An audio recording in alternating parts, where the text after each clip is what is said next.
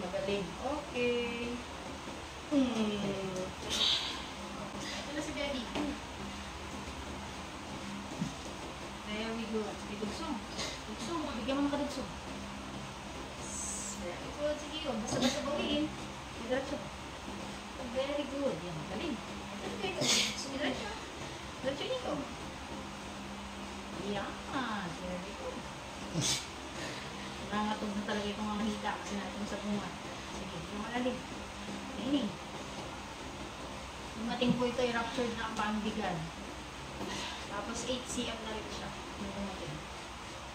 Kaya mabilis lang din. Okay, so yun na. Concentrate. Tawag na yan, ha? Ito yung pinakang-pinani. Sige, diretso mo, Kit. Dugsungan mo yan, dugsungan. Dugsungan mo siya ng maganda rin. Sisisid. Sisisid ng perlas. Sisisid lang ang natin. Takang mo ng sisid ka na. Hindi nga. Huwag ka uli ng hangin. Sige, higo. Very good. Sige, diretso. Very good. Dugsong. Sige. Nalibitin. Masakit na talaga to. Sige, diretso mo. Sige. Hapding mahapdi. Pero kailangan mo tiisin. Go. 1, 2, 3, go. Very good. Sige, diretso. Sige. Hindi pati. Sige. Tapos na yung 1/8 ng ulo ni baby mo. Very good. Sige.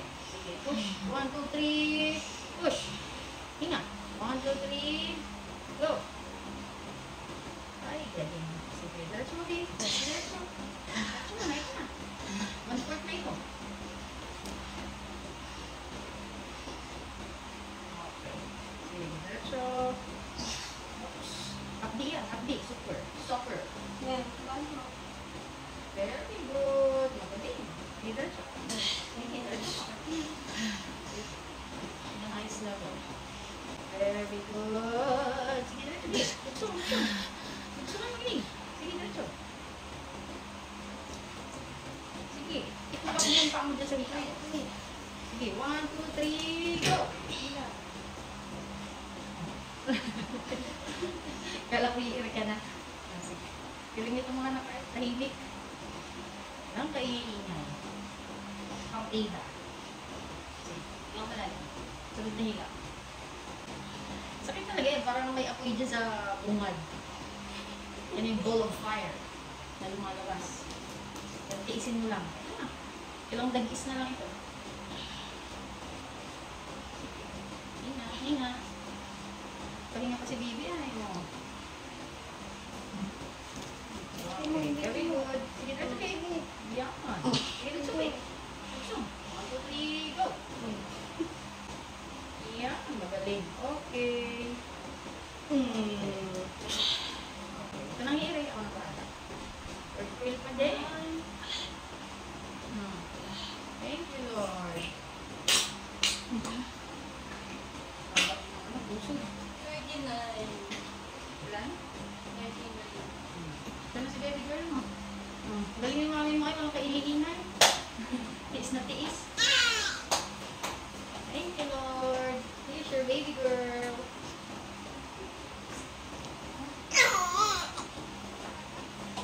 Galing yung mami. Sana all.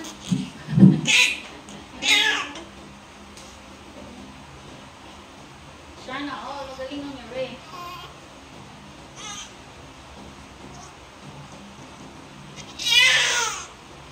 Hindi ko ikaw yung dahil nire-refer ko?